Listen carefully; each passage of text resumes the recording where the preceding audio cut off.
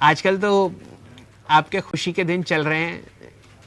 इन दिनों का तो आपको बहुत समय से इंतज़ार था कि बाज़ार करेक्ट करे, कुछ अच्छा ख़रीदने को मिले, और वो एक्चुअली हो ही गया। अब यहाँ से भी और अच्छा ख़रीदने को मिलेगा, या बस अब यहीं तक खुश हैं आप? अवस्थी साहब, आपके चक्कर में बहुत लोग रो रहे हैं। नहीं नहीं सर, मेरे चक्कर में नहीं रो रहे। बाजार तो अपनी चाल चलता है, सबकी अपनी अपनी एक्सपेक्टेशंस होती है। सर्टनली अब जिस टाइप की करेक्शन हमने ऑलरेडी देख ली है, मुझे नहीं लगता कि अब यहाँ से ज्यादा डाउन साइड आपको दिखनी चाहिए। तो लार्जली अब यहाँ से पॉजिटिव रुख ही रहना चाहिए, क्योंकि सेंटिमेंट ऑन द स्ट्रीट काफी बेयरिश है, लोग काफी घबराए हुए हैं। तो मुझे लगता है ऐसे सेंटिमेंट में और गिरावट आना यूजुअली थोड़ा मुश्किल होता है। बियरिश आर्टिकल्स आप काफी देख रहे हैं पिछले 6 महीने में। अगर आप देखें तो जहां ग्लोबली इंडाइसेस 10 से 15% रैली किए हैं, वहां हमने 10% करेक्ट किया है।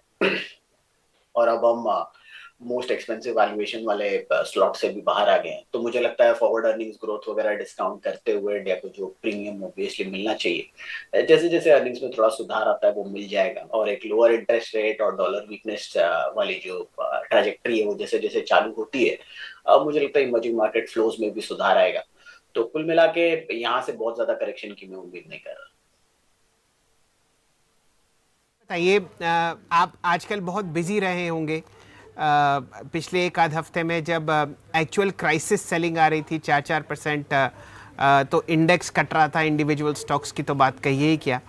तो क्या समाधान निकला? कुछ खरीदारी करी अपने प्राइवेट क्लाइंट्स के लिए आपने? कुछ उन्हें सुझाया जहां पर उन्होंने नया पैसा डाला हो? जी बिल्कुल, हम तो लगातार नया पैसा डालने की सलाह दे रहे हैं, बट प्रॉब्लम ये है कि ज्यादातर लोग ऊपर निकले ही नहीं, तो यहाँ पे नया पैसा डालेंगे कहाँ से। बट जिन क्लाइंट्स ने सलाह मानी, ऊपर के लेवल पे कैश पे बैठे थे, वहाँ हमने एडिशनल इन्वेस्टमेंट की सलाह दी है। तो इंडसइंड बैंक, यूपीएल, बायोकॉन, इन टाइप की स्टोरीज पे हम फोकस कर रहे हैं फिलहाल तो। जी, ये तीनों आपने खरीदारी की राय बनाई है? जी बायोकॉन, इंडसइंड बैंक और यूपीएल।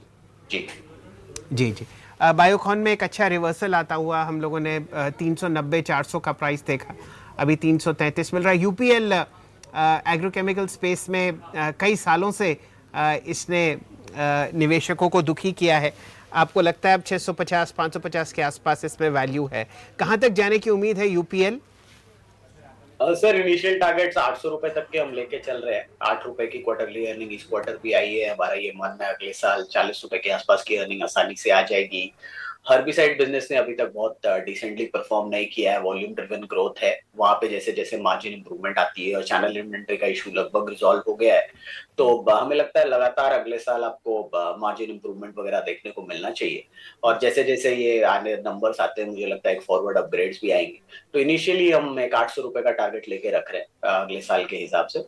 बट मुझे लगता है इसमें भी फर्दर अपग्रेड्स पॉसिबल होंगे। यूपीएल का अगर हम लंबी अवधि का चार्ट देखें तो हम लोगों ने मेरे ख्याल से 805 रुपये का रेट तो मेरे को याद है, जो हम लोगों ने, हाँ, 817 रुपये का रेट हमने जून 2021 में देखा था, और उसके बाद ये स्टॉक करेक्ट कर करके आपको 432 के आसपास दिखा।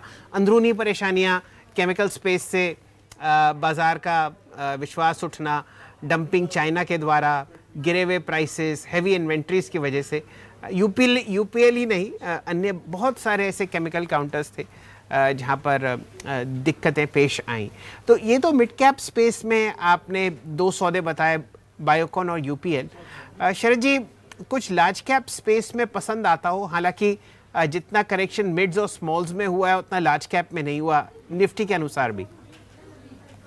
जी मुझे लगता है टाटा मोटर्स एक डिसेंट बेट हो सकती है वैल्यूएशंस पे। आज भी चाइना से कुछ डेवलपमेंट्स निकल के आई हैं, वो वहाँ के फाइनेंस को रीइन्विगोरेट करने की बात कर रहे हैं, फाइनेंशियल इंटरमीडियरीज को। इसके अलावा ऑटो डिमांड को भी रिवाइव करने की बात कर रहे हैं। जेएलआर की चाइनीज सेल्स में थोड़ी स्लो डाउन हमने देखी है पिछले कुछ समय में, तो मुझे लगता है इससे थोड़ा positive rub off effect Tata Motors पे भी आएगा।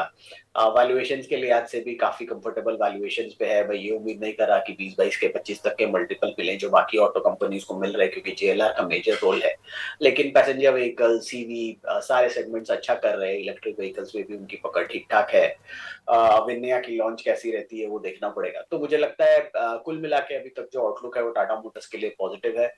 चाइना की इंप्रूवमेंट उनके लिए एक एडिशनल बेनिफिट हो सकती है, जिसकी वजह से जेएलआर के आउटलुक में जो में थोड़े बहुत बादल छाए हुए हैं वो कम हो जाएंगे। तो मुझे लगता है हाई प्रोबेबिलिटी है कि 15 के आसपास का मल्टीपल कंपनी को मिले।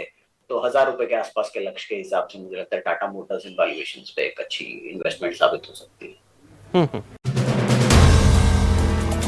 If you like the video, do like, comment, share and subscribe.